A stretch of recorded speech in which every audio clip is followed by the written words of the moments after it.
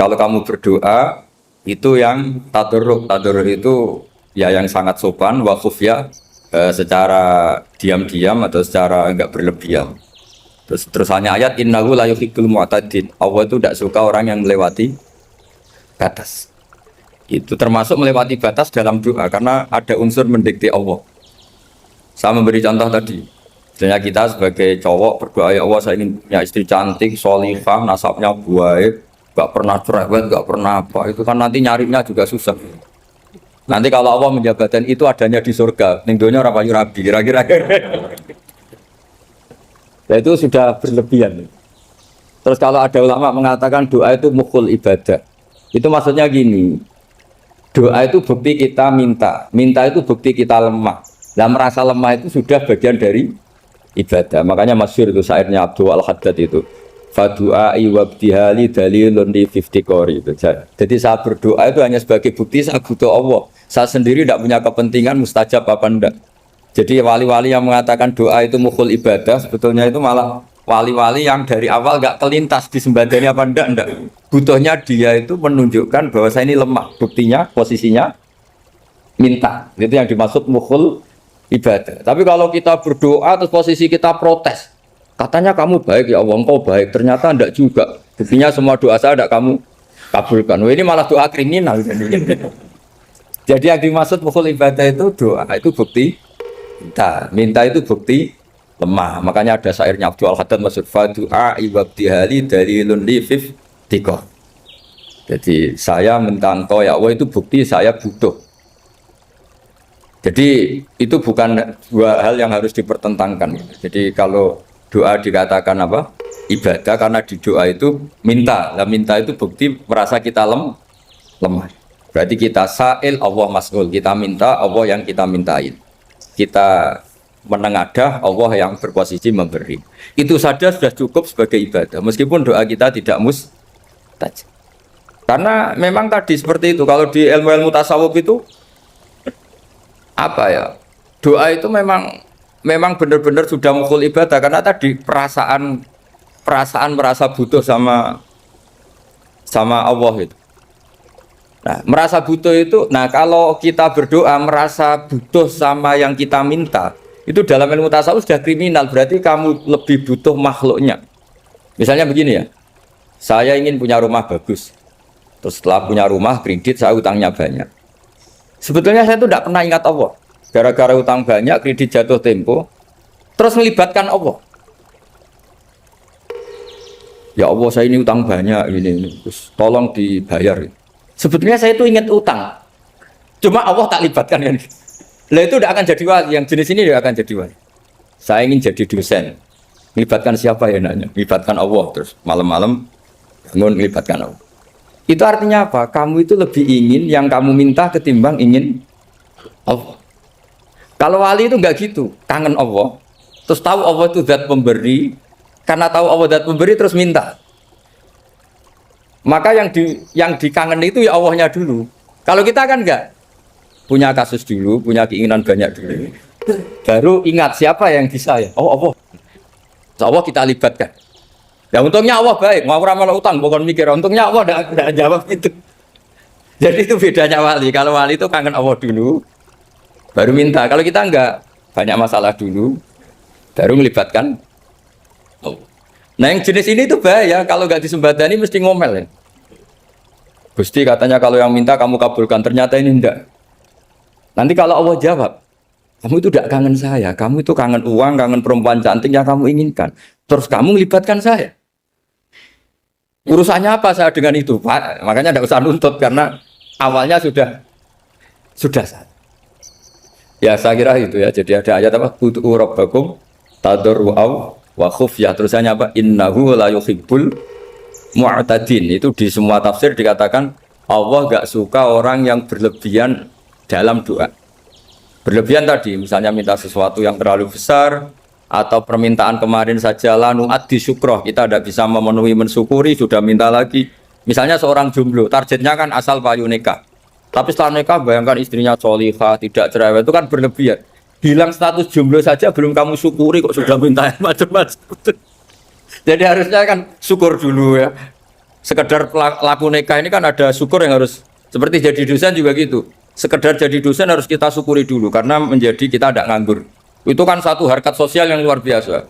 Jangan tahu-tahu sudah hari kedua cari intensif, cari ini itu, syukurnya aja belum sudah kemana-mana. Lah itu sudah mu'tadin, sudah melebihi apa? Batas. Ya saya kira. Jadi begini ya masalah pendidikan ya. Kalau saya jawab pakai ilmu hakikat saja karena ini keahlian saya. Sebetulnya begini ya, kalau misalnya itu ya subjektif juga, misalnya bilang rata-rata alumni pondok ini sukses, alumni kampus ini sukses, yang ini tidak sukses, itu satu pasti subjektif. Karena biasanya yang diterkenalkan ya yang sukses-sukses.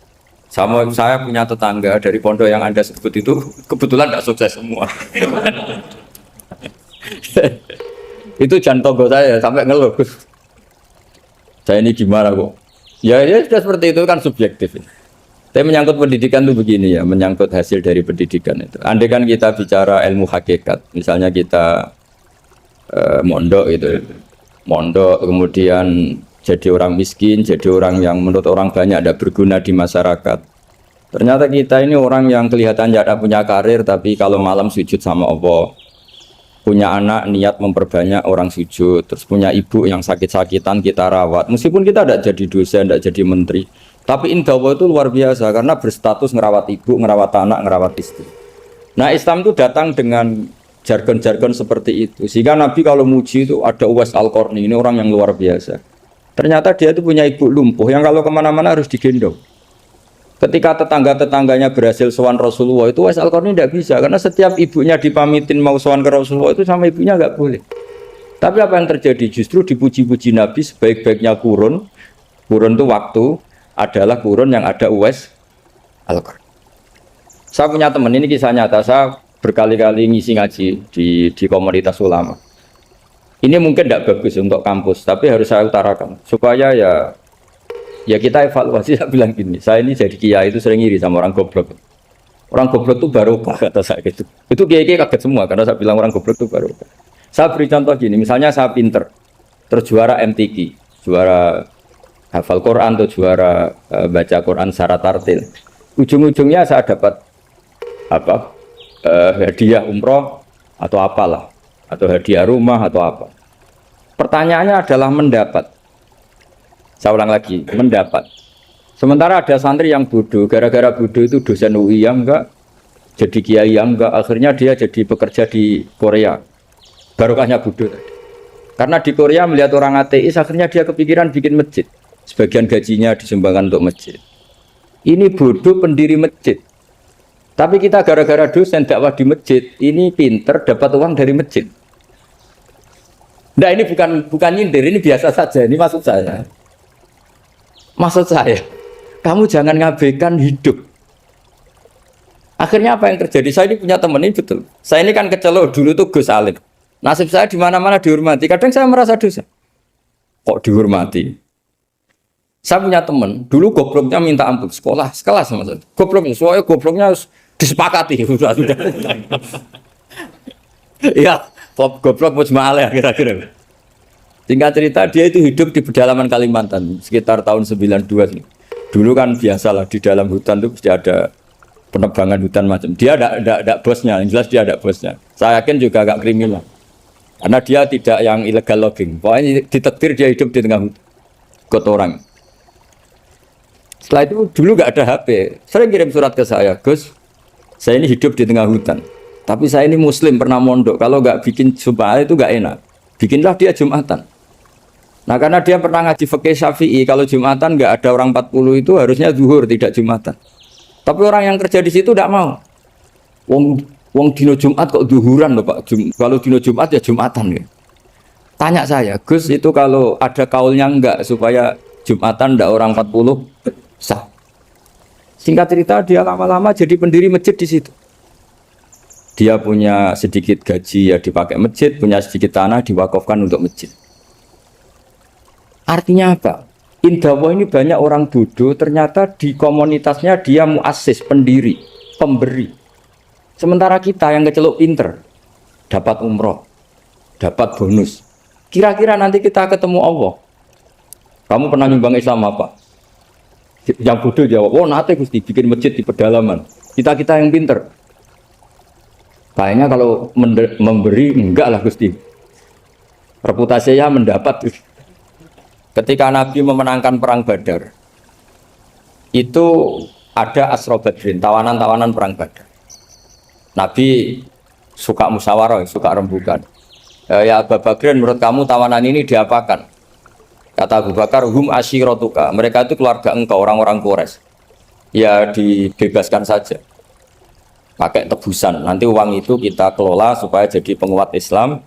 Dan orang-orang ini merasa utang jasa karena harusnya dibunuh, tapi kita bebaskan. Tanya, bagaimana kamu ya Umar menurut kamu? Kata Umar, ini kan orang-orang yang dulu ingin bunuh kamu. Yang ingin menghabisi jenengan, ingin dan sudah ngusir jenengan. Ya setelah ketangkap ya dibunuh, kok repot. Apa kata Rasulullah? Rasulullah spontan ngendikan, innama salaka ya Abu Bakrin kama sali Ibrahim. Kamu ibarat kayak Nabi Ibrahim. Izqala faman tabi'ani fa innahu minni wa man asani fa innaka ghafurur rahim. Jadi Nabi Ibrahim itu unik. Melihat umat itu sesyafakoh itu. Syafakoh itu banget sayangnya. Nabi Ibrahim cara berpikir, faman tabi'ani fa innahu minni, orang yang ikut saya ya Allah pasti golongan saya, tentu layak masuk surga. Waman asoni, orang yang mendurhakai saya, fa innaka ghafurur rahim, engkau maha pengampun. Bukan yang mendurhakai langsung masuk neraka, enggak, engkau maha pengampun. Wa masaluka ya Umar kama salin Nuh, isqala rabbi la tadhar ala ardi minal kafirina dajjara. Umar, kamu mirip Nabi Nuh, inginnya semua orang kafir dihabisin. Ya masyhur kan Nabi Nuh itu nggak ingin ada orang kafir sampai ada banjir tufan. Nah kalau sampean tanya bedanya apa dengan garis keras sekarang? Bedanya ya beda sekali. Kalau Nabi Nuh benci sama orang kafir itu diserahkan yang punya. Sehingga yang punya yaitu Allah yang menghukum dengan banjir bandang. Tapi kalau kita kan kadang kita bertindak sendiri. Jadi potensi disalahkan. Yang jelas dalam hadis-hadis sahih, Nabi Nuh itu tidak bisa mensyafaati karena itu. Ketika diminta ini hadis sahih bukan ada di Bukhari, ada di Muslim. Karena biasanya kalau di kota itu ditanya ini sahih enggak. Untungnya yang tanya kadang enggak paham, ini alhamdulillahnya jadi wah repot. Nabi Nuh itu diantara sebabnya enggak bisa mensyafaati adalah pernah corong Jawa maksudno kaume. Kalau dalam bahasa Arab itu da'a li Zaidin berarti mendoakan positif, kalau da'a la Zaidin mendoakan negatif. Kalau orang Jawa itu ada doa, ada pasot.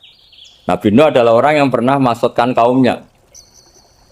Nah, saya cerita sedikit tentang Nabi Nuh dan Nabi Ibrahim. Nabi Ibrahim dianggap tadi cerminannya Abu Bakar, dianggap niru Ibrahim, cerminannya Umar, dianggap niru Nabi siapa? Nabi Nuh. Lalu kalau sampean tanya, bedanya gimana? Begini logikanya. Kita mengkaji secara akademik begini. Ada ulama besar namanya Abdul Hasan Asyadzili, itu masyhur di Indonesia menjadi Thariqah Asyadziliyah. Terus ada seorang muridnya minta gini, ya Abdul Hasan Asyadzili, tolong saya dikasih ijazah supaya saya tidak pernah maksiat di bumi ini. Karena saya takut sama Allah, kalau saya maksiat itu merasa tidak nyaman dengan Allah. Abdul Hasan Asyadzili ini malah marah besar. Atuhibbu alla tadhharu maghfiratu. Kalau kamu tidak pernah maksiat, berarti kamu suka maghfirahnya Allah Ta'ala itu tidak kelihatan. Karena nggak ada yang maksiat. Tapi bukan dukung kamu yang tidak. Ini cerita ilmiah. Tapi kalau Said Abdul Al-Haddad, itu kebalikannya. Ada orang fasik gitu, hidup berkeliaran, mengganggu masyarakat, ganggu ketertiban agama. Ada kiai atau siapa gitu mendoakan supaya tobat atau dikasih panjang umur supaya nanti bisa tobat. Itu beliau, Said Abdul Al-Haddad marah besar. Man da'a li fasikin bil baqa faqad ahabba yusawahu fi ardi. Orang yang mendoakan orang fasik hidup berarti dia suka Allah dimaksiati di buminya. Jadi akhirnya jadi kutub besar, yang satu Sadziliyah, yang satu Haddadi. Kenapa ya? Karena tadi yang satu cerminan Nabi Isa, yang satu cerminan Nabi Yahya. Sebagaimana sabda Rasulullah tadi, ulama ummati ka anbiya'i bani Israil. Juga masyhur dalam aplikasi pengajaran juga gitu. Masyhur sekali dalam kitab-kitab diceritakan. Kalau Said Abdul Al-Haddad, kalau ada orang sowan itu, kamu ngaji sama siapa? Sama si A. Pernah nangis gak pas ngajar? Gak pernah. Udah ndak terus, nggak usah diterusin ngaji orang seperti itu. Hatinya atas, wong ora iso nangis ya. Tapi kalau Abu Hasan Asadili kebalikan, kamu ngaji sama siapa? Sama si A. Pernah tertawa enggak kalau ngaji? Enggak pernah. Udah, enggak usah ngaji sama orang itu. Orang enggak bisa syukur katanya. jadi itu manhaj besar. Nah, akhirnya orang-orang kayak kita ini enggak jelas semua. Nangis ya bisa, syukur, guyu ya bisa. Cuma celakanya kalau kita nangis karena tidak punya uang, kalau guyu karena punya uang, itu masalahnya. Tapi kalau wali-wali dulu enggak, kalau senyum ya karena saking yakin rahmatnya Allah itu wasiat rahmatu. Kalau nangis ya karena takut azabnya Allah. Kalau kita kan enggak, sangat-sangat materialistik. Ini yang membedakan kita. Sebenarnya nangis dan senyum itu satu keharusan karena Allah punya madharul jalal. Ketika Allah dengan sifat keagungannya, maka kita ini seorang Jawa serako bersenyum. Tapi Allah itu kadang sebagai madharul jamal. Adanya satu keasikan. Sehingga yang merengut itu yang salah. Makanya dalam ilmu tasawuf, kutub wali itu hanya dua. Allah dengan madharul jalal, dengan Allah yang madharul jamal. Contoh madharul jalal misalnya gini. Ketika Nabi Musa ingin melihat Allah, saking kangennya ingin melihat Allah, Rabbi arini anzur ilaik. Ya Allah, saya beri hak untuk melihat engkau. Allah dengan jalalnya gini, Allah itu qadir, superior. Tentu gak layak tersentuh barang hadis itu makhluk. Sehingga ketika falam matajalla rabbuhu lil jabali ja'alahu dakka wa kharra Musa sa'iqa. Sehingga gak levelnya, apapun hebatnya Nabi ini tetap makhluk. Sementara Allah itu qadir. Gak kuat. Makhluk yang fana ini, yang profan ini gak kuat. Gak kuat menampung zat yang qadim, yang superior. Sehingga gunung pun hancur. Nabi Musa pingsan. Tapi ketika Allah dengan madharul jamal itu Allah dengan keindahannya, dengan kasih sayangnya, memberi hak makhluknya untuk melihat. Nah di sini ini Allah sering ngendikan wujuhu yauma idzin nadhirah ila rabbiha nadhirah. Nanti ada wajah-wajah yang di surga itu melihat saya kata. Tapi apakah betul melihat kayak saya melihat dosen, melihat Pak Rektor, melihat teman-teman itu tidak bisa. Karena Allah itu qadir, sehingga meskipun manusia ahlul jannah melihat Allah, tetap Allah ngendikan la tudrikuhul absar wa huwa yudrikul absar. Karena Allah di balik jamalnya ya punya jalal, di balik jalalnya juga punya jalal. Sehingga selalu di Quran itu diulang beberapa kali supaya proporsional.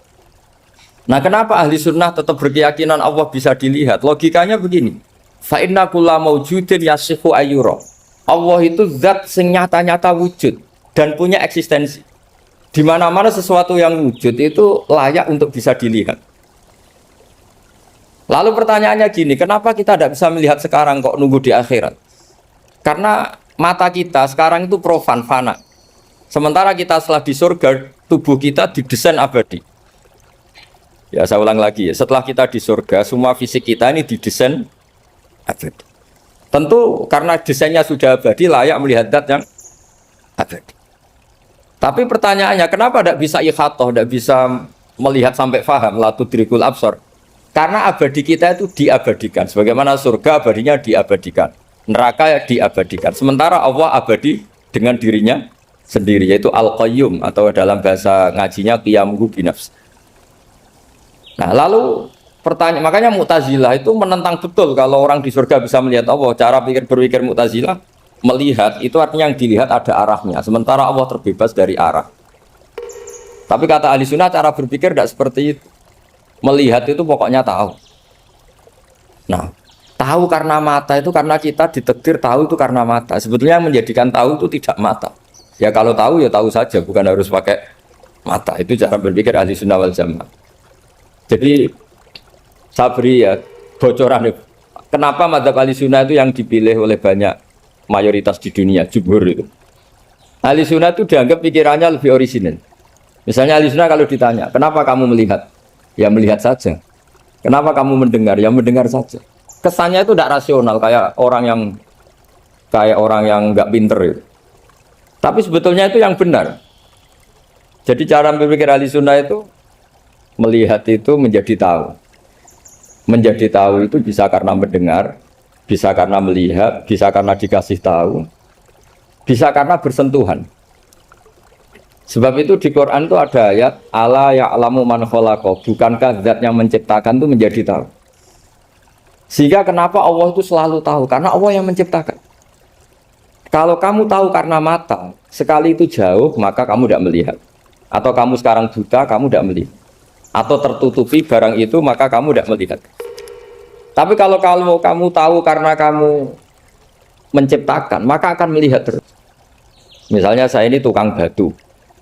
Saya ingat betul ketika saya bangun Monas, itu polpen saya tak tanam di dalam Monas. Saya ingat betul kalau polpen saya warnanya putih, tak tanam di Monas 2 meter dari pondasi. Setelah saya pulang ke Jogja ditanya, di dalam Monas ada apa? Ada polpen. Posisinya 2 meter dari pondasi. Kenapa saya tahu? Karena saya yang menciptakan. Nah, karena menciptakan ini sehingga tahu saya akan terus menerus. Tapi kalau tahu karena mata sekali barang itu tertutupi, nggak tahu. Misalnya saya tahu jenengan karena dekat sekali jenengan kemana-mana saya sudah tidak tahu. Tapi kalau saya menaruh sesuatu di tubuh Anda, sehingga kamu kemana-mana tetap tahu bahwa barang itu ada di tubuh. Nanti kalau ada yang protes, tapi bisa saja Gus barang itu dicuri orang kemudian Anda tidak tahu. Yang menjadi tidak tahu karena saya sudah tidak menciptakan suasana itu. Selagi saya yang menciptakan, maka akan tahu. Nah, tapi karena Allah ini menciptakan semua yang ada di bumi, maka Allah tahu terus. Jika Allah tahu cara bikin kuman, terus tahu bahwa manusia itu punya kuman, kumannya punya organ, organnya juga punya kuman. Terus nggak kebayang.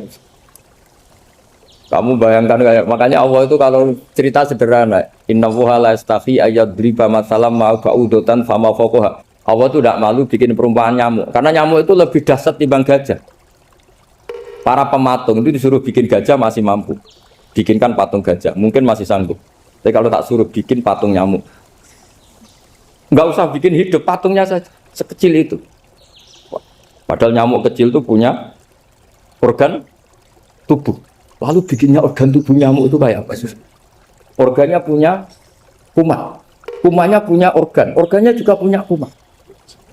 Sehingga orang-orang alim itu baca nyamuk itu lebih jadi ayat Allah ketimbang melihat dinosaurus. Tapi sekarang orang itu nggak tertarik ceritanya.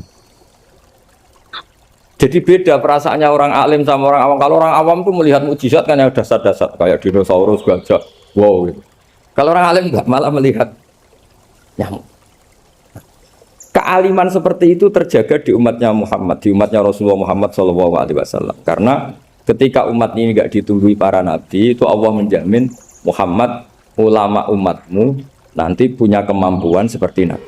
Tentu tidak dalam keutamaan ya, keutamaan tentu nggak sekelas sama nabi. Kenapa itu terjadi? Karena tadi para nabi ini mewakili sekian. Kalau kita sangat mencintai Indonesia, maka kita akan tegas siapapun yang ingin menghancurkan Indonesia. Itu kira-kira cerminan Nabi Nuh. Kalau kita sangat mencintai Allah, maka kita akan benci sebenci-bencinya sama orang yang mendurhakai Allah. Tapi masalahnya, Allah yang kita cintai itu memaklumatkan diri kalau bersifat ghafur, pengampun. Sehingga kalau kita terlalu kasar, ini kan yang kita cintai bersifat ghafur kok kita kasar. Di sini Nabi Ibrahim.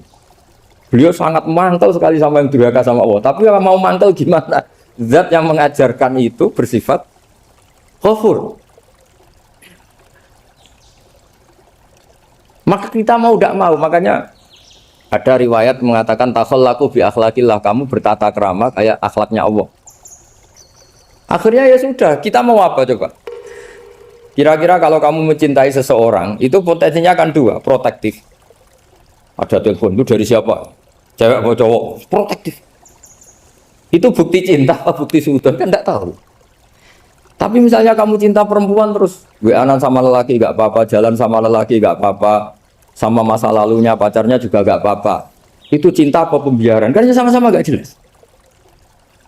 Nah kira-kira mencintai Allah itu kira-kira analoginya seperti itu. Kalau yang satu protektif, Allah harus zat satu-satunya yang disembah. Gak boleh didurhakai, gak boleh dikhianati kok. Sehingga ini sangat keras sekali. Nah, ini Nabi Nuh. Di sini ada Nabi Ibrahim karena orang yang zat yang kita cintai bersifat ghafur.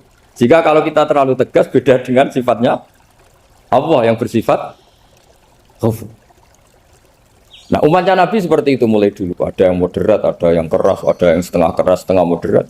Ada yang ngambil sikap, oh udah mangan turu, ngenteni mati. Itu lebih baik itu timbang punya istihad tapi gak jelas, mendingan Itu ada riwayatnya, suatu saat ibadah akhir umatku terbaik adalah tidur. Maksudnya tidur itu gak ngambil sikap, masyhur itu. Saya beri riwayat yang ada di Bukhari Muslim. Satakunu fitanun al-qa'id fiya khairun al-qa'im wal-qa'in fiya khairun al-masi wal-masi fiya khairun nasai. Nanti di akhir zaman itu banyak fitnah, kata Rasulullah. Yang duduk lebih baik ketimbang yang berdiri, yang berdiri lebih baik ketimbang yang jalan biasa lebih baik ketimbang yang jalan bergegas.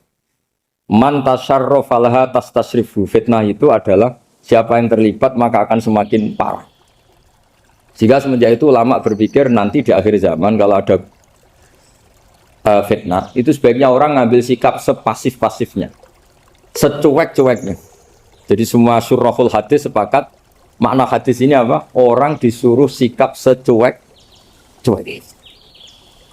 Misalnya pilihan presiden, contoh kecil pilihan presiden. Mungkin para intelektual nggak merasa, tapi kalau ulama itu cara berpikir beda. Pilihan presiden, kamu fanatik milih A, yang satu fanatik milih B. Ya presiden atau bupati atau gubernur. Terus yang satu bilang gini, wah kalau nggak di presideni A, nggak di bupati A, nggak di gubernur A, negara ini rusak. Mungkin betul dari segi jejak rekamnya A ini bagus. Tapi pertanyaannya secara tauhid, bagaimana Anda menggantungkan kesejahteraan sama makhluk? Kamu nggak pernah terusik begitu kan para intelektual? Itu kan melukai. Bagaimana mungkin Anda menggantungkan kesejahteraan dengan seorang makhluk? Wah kalau di presiden A pasti Indonesia makmur, kalau bupati A pasti Sleman makmur, pasti Bantul makmur. Nah, bagaimana mungkin makhluk yang sedang soleh kamu pastikan selalu soleh? Wong dia makhluk bisa berubah. Sementara yang B misalnya fasik, wah kalau dipimpin B pasti rusak negara. Bagaimana kamu pastikan B yang fasik selalu fasik? Dia saja dia husnul Fatimah, yang fasik pas mimpin jadi soleh, yang soleh pas mimpin jadi fasik. Akhirnya ulama karena tahu sifat manusia itu baru badan kendali di tangan Allah, sikapnya nggak jelas. Saya ini termasuk orang yang terkenal nggak jelas. Karena kalau ditanya, Gus sampai pilih presiden mana, bakti mana? Sanut pangeran sing dadi aku loyal. Wah, anut pangeran yo kacau. Wah, kowe kacau menan anut pangeran kan. Ini kan sudah tidak sambung karena pikirannya ulama. Memang nggak beda, cara berpikir ulama itu beda. Bahkan bapak saya itu kalau didik saya itu begini. Kalau meseli saya atau ngirim saya dulu itu kan pakai mes. Ini uang kamu 500.000 untuk kamu. Mesti ditambahi 100.000 ini untuk buat jajan sama teman-teman. Mesti ada uang pokok, ada uang sodako. Dulu saya sering tanya, kenapa bapak sangat menghormati teman-teman saya? Kata bapak, kue mondok, aku raiso nyukupi, sing iso nyukupi ya konco-konco. Ternyata betul, rata-rata anak kuliah atau anak mondok, uang pribadinya kan 8 hari dari dikirim sudah habis. Berarti kan masih 22 hari, kok bisa hidup itu kan barokahnya teman-teman itu. Malah yang agak beling itu 1 hari sudah habis, berarti ada 29 yang bergantung sana sini. Sehingga Nabi dulu cara ngendikan itu unik. Kata Nabi, da'un nasa yarzuqu wahu ba'duhum ba'duh. Menusau barnawa, enggak saling memberi rezeki. Ketika ada collab, Medina itu pernah collab, terus sekarang pernah defisit. Beberapa pakar ekonomi datang ke Rasulullah, ya Rasulullah, sa'ir, tolong dikasih harga standar. Tapi apa jawabannya Nabi? La tusairu fa inna Allaha huwal musair. Kamu jangan kasih harga, Allah sendiri yang menentukan harga itu. Terus kata Nabi, kenapa engkau begitu ya Rasulullah? Ini negara harus ditentukan harga karena gini-gini. Kata Nabi, saya tidak ingin ketemu Allah dalam keadaan dolim. Tapi ini tentu di teori ilmu modern ini masalah. Tapi menurut orang modern. Tapi kalau menurut ilmu hakikat itu nggak akan masalah. Misalnya, kenapa Nabi tidak menentukan harga dalam keadaan negara seperti itu?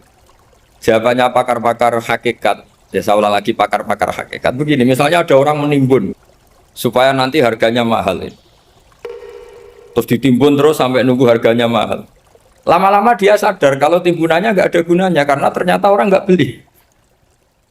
Nah, ketika orang nggak punya kemampuan beli, yang menimbun juga tidak punya uang. Nah, tapi kalau sampean tanya, tapi Gus nak tuku barang pokok kan kita mati karena kehabisan stok. Itu masalah tauhid Anda. Bagaimana mungkin kamu bayangkan seorang makhluk tidak bisa hidup atau nggak dapat rezeki? Nabi itu orang yang sampai ke derajat hakikat dari tidak pernah bayangkan gitu. Salah sampean jadi orang yang tauhidnya masalah. Sehingga terus bayangkan, wah kalau negara ini kayak, wah kita makan apa? Kalau negara nggak stabil, wah kita gimana? Itu tidak bisa seperti itu. Dulu ketika kita dijajah Belanda, itu kiai-kiai kita, Mbah Hasyim Asy'ari, Mbah Ahmad Dahlan, mondoknya di Mekah. Sampai alim alama, dua beliau, Mbah Hasyim sama Mbah Ahmad Dahlan itu ngajinya sama-sama Syekh Khotib Minangkabau. Cuma Mbah Hasyim lebih menekuni ke Syekh Mahfud Termas, yang satu menekuni Syekh Khotib Minangkabau. Jadi dua beliau itu ngaji di guru yang sama. Mbah saya, buyut saya itu ya sudah mondok Mekah, zaman dijajah Belanda. Sekarang kita agak dijajah, agak mondok di sana. Buyut saya itu zaman itu sudah haji.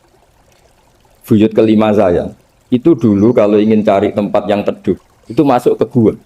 Itu masuk gua itu hanya kepalanya saja, kakinya masih di luar. Karena gua di Arab tidak seperti gua di sini. Kalau gua di sini kan orang bisa masuk semua. Kalau gua Arab kan hanya celah-celah batu-batu besar. Sehingga ketika Rasulullah hijrah ke Madinah, singgah di Gua Sur, kata Abu Bakar gimana? Andai kan ada orang kafir di depan gua, kata Abu Bakar gimana? Andai kan mereka melihat kakinya, pasti melihat kita. Karena gua di sana itu satu tubuh tidak bisa masuk penuh. Kalau gua di sini kan ada yang mobil saja bisa masuk. Nah itu bahasa saya kalau mau istirahat itu masuk gua, separuh badan di dalam gua, separuhnya masih di.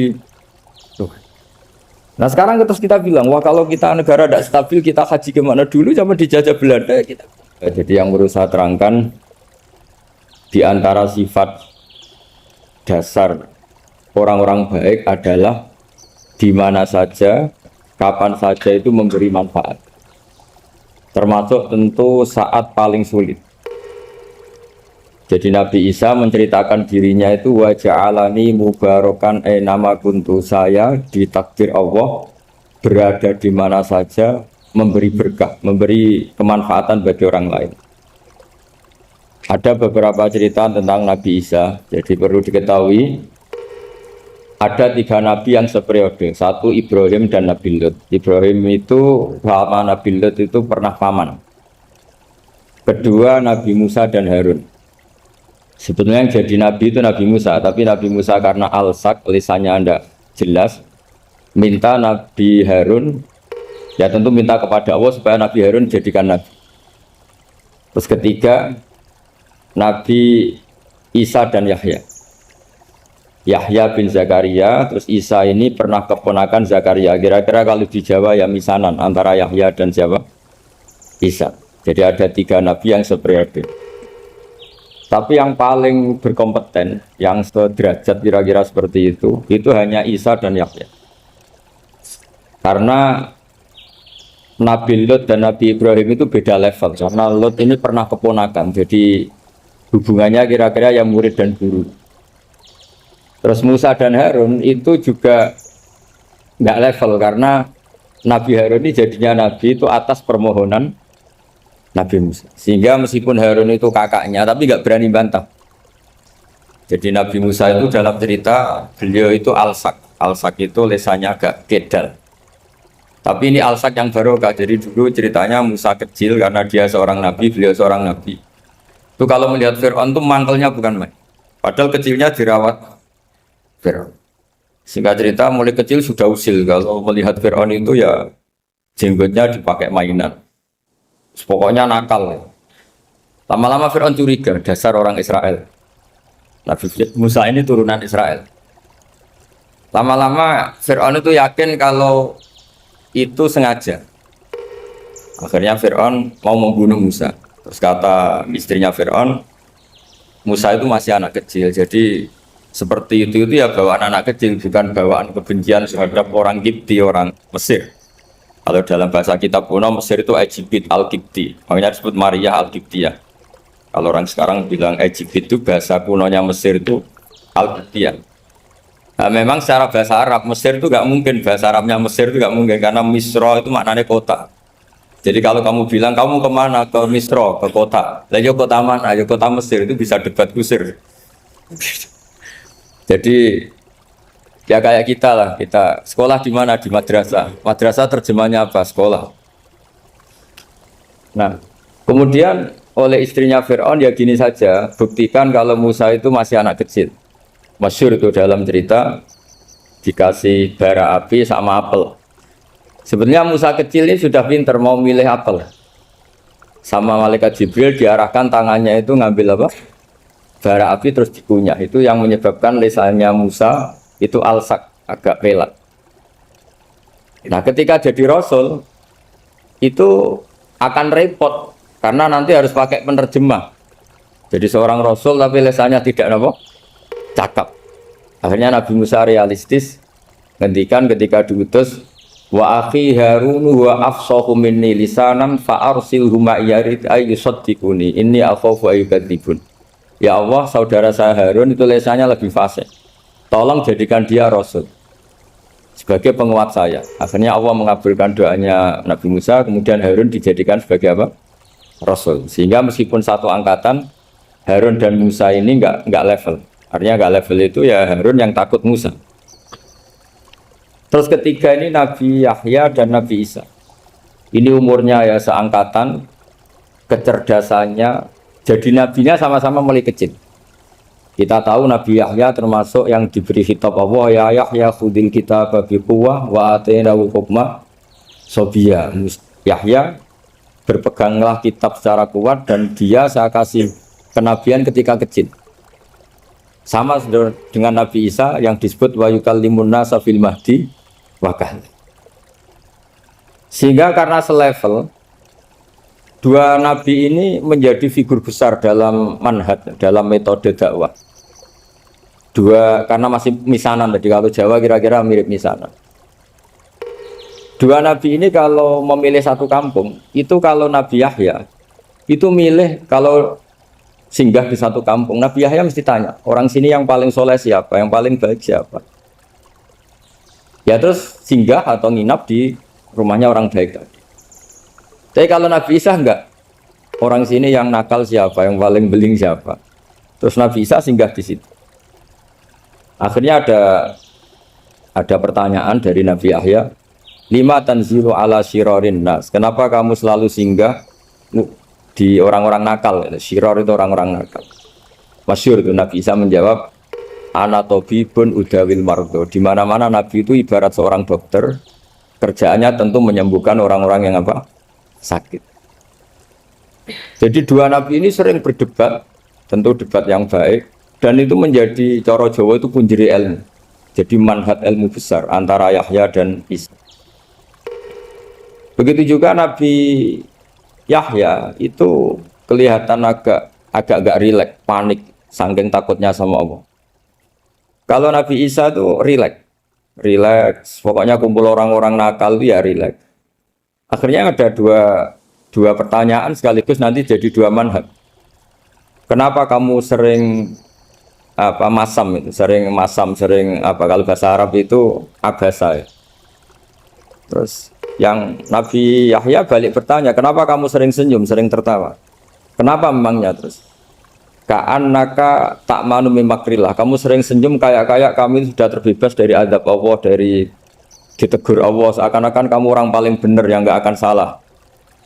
Nabi Isa balik tanya, sama kamu sering masam, sering merut, ka'annaka taqnatu rahmatillah, seakan-akan kamu putus asa dari rahmatnya Allah. Sehingga kemudian itu jadi manhaj besar. Kalau terlalu senyum, ya dianggap orang yang kayak nggak punya perasaan dosa. Tapi kalau terlalu masam, terlalu merenggut, seakan-akan rahmat Allah itu terbatas. Sehingga seakan-akan Allah itu rahmatnya nggak cukup lah untuk mengelola manusia ini. Sehingga itu jadi metode besar yang masyhur itu dalam sebuah hadis Nabi ngendikan, ulama ummati ka anbiya Bani Israil.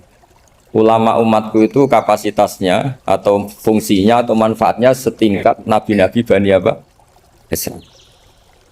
Karena ketika umat ini nggak ditunggui para nabi setelah Rasulullah SAW, itu yang nunggui hanya ulama.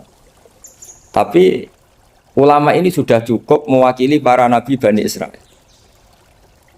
Dan banyak syurahul hadis, para menyarah hadis mensarahkan, Nabi tidak ngendikan ulama ummati kamisli seperti saya, tapi ka'ambiya'i Bani Israil, bagaimana nabi-nabi Bani Israil.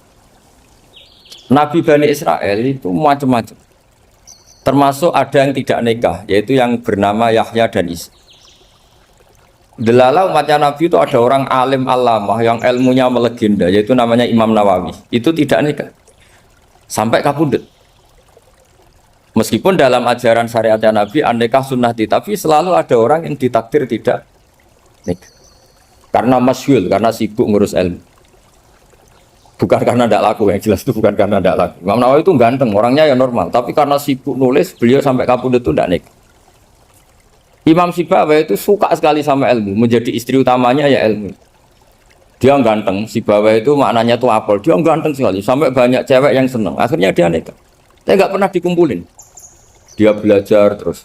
Ketika beliau ke pasar, dulu nggak ada supermarket, beli kertas, kitabnya dibakar semua sama istri. Dikira istrinya terus mencintai dia, malah diceraikan. Itu siapa Imam Sibawayh. Terus ada umatnya Nabi yang paling unik di dunia. Mungkin Pak dosen, saya kiai pun nggak bisa nih. Ada orang tuh ganteng sekali, istrinya cantik sekali. Itu tahu-tahu sudah 10 tahun tidak pernah hubungan suami istri. Karena ketika si suami itu tahu istrinya cantik, itu langsung sholat sujud syukur, sholat terus. Saking senengnya punya istri cantik. Yang istrinya cantik juga solihah, tahu suaminya ganteng ya terus sholat terus syukur. Itu sampai berhari sampai bertahun-tahun. Terus ketika ketemu, cocokan, dek kita sudah nikah berapa? Terus dilihat, kayaknya sudah 10 tahun, tapi tidak pernah hubungan. Oh itu nggak kebayang, itu ganteng sama cantik. Kalau jelek sama jelek itu mungkin. Yang satu bilang naudzubillah, satu itu kan nunggu rafa saja. Ini nggak ganteng sama cantik.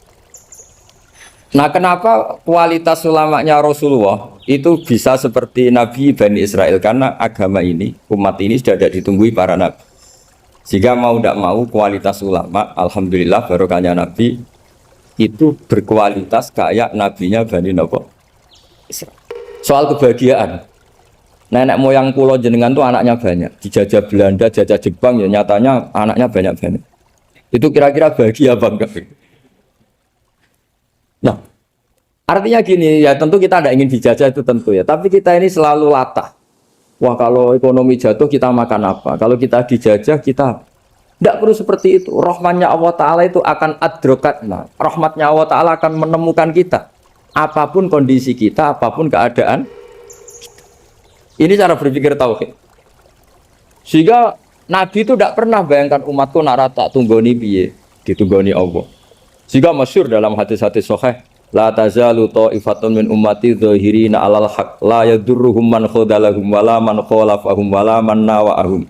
Selalu di umatku ada kelompok-kelompok yang selalu membela kebenaran dan tidak akan terkalahkan oleh kesesatan di akhir zaman. Kenapa? Cara berpikir orang tauhid itu sederhana begini. Allah menamakan dirinya Al-Hadi, penunjuk jalan. Dan sifat Allah pasti nafidah karena Allah tidak terkalahkan. Sama seperti Allah menyifati dirinya Ar-Razzaq, Ar-Razik yang memberi rezeki. Maka orang segoblok apapun, selumpuh apapun, selemah apapun tetap dapat rezeki. Sama, Allah mensifati dirinya Al-Hadi, memberi petunjuk. Maka zaman serusak apapun orang tetap dapat petunjuk. Sehingga kita tidak perlu khawatir, wah nanti zaman kalau sudah rusak nasib Islam gimana? Ya coba sekarang nasib Islam gimana? Ya baik-baik saja. Dulu ditunggoni wali songo ya banyak orang Islam, sekarang nggak usah wali songo. Ditunggu dosen-dosen yang ngajar aja nunggu digaji.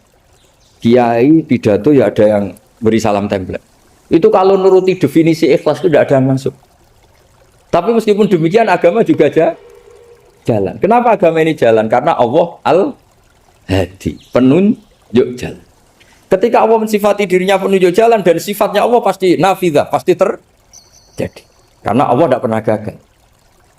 Sehingga agama ini akan ada terus sampai akhir zaman. Coba Amerika kayak apa, Islamofobia. Di Amerika tambah lama tambah banyak Islam, Eropa juga gitu, Australia juga gitu. Anda kan nuruti teori sosial. Sudah dunia sudah materialistik kayak gini, orang dohirnya itu akan meninggalkan agama. Nyatanya tidak juga. Saya pernah di Korea seminggu, itu di negara ateis. Itu TKI ke sana tuh nyari uang. Ternyata ya kepikiran bikin masjid, bikin komunitas Islam. Coba siapa yang menggerakkan hati itu? Hanya Allah Subhanahu wa Ta'ala. Jadi cara berpikir tauhid saya ulang lagi, saya mohon sekali di pengajian ini saya cerita wajah alani mubarakan aina ma kuntu. Jadi cara berpikir sekian nabi, terus kita punya karakter tertentu, kita milih nabi ini itu sah. Karena ulama umati ka'ambiyai Bani Israel. Ulama umatku itu ibarat kayak nabi Bani Israel. Jadi ada yang milih tadi, seperti Nabi Isa fokusnya ngurusi orang-orang nakal. Itu juga bagus karena di mana-mana nabi itu seperti dokter. Tapi Nabi Yahya hanya berkawan sama orang-orang soleh. Kita tahu berkawan orang fasik itu resiko ketularan. Iman pas-pasan wae kancanan orang fasik kan taqabbalallahu minna minkum gitu. Wong kamu sendiri tidak sehat-sehat amat berteman orang penyakitan kan bahaya. Tapi kalau kamu sebagai dokter kok hanya berteman orang sehat, lalu kamu penelitiannya gimana? Masa saya dokter spesialis pernah penelitian semua orang sehat saya pernah saya teliti. Itu dokter aneh apa enggak? Saya dokter spesialis TBC, spesialis paru-paru. Yang kamu teliti siapa? Semua orang sehat. Pernah meneliti yang sakit? Tidak pernah. Kan ya jadi dokter aneh. Tapi misalnya terus kamu sendiri terus berteman orang penyakitan terus, kan ya rawan tertular. Nah, ini ada dua figur yaitu Nabi Yahya dan Nabi siapa? Ya saya kira demikian.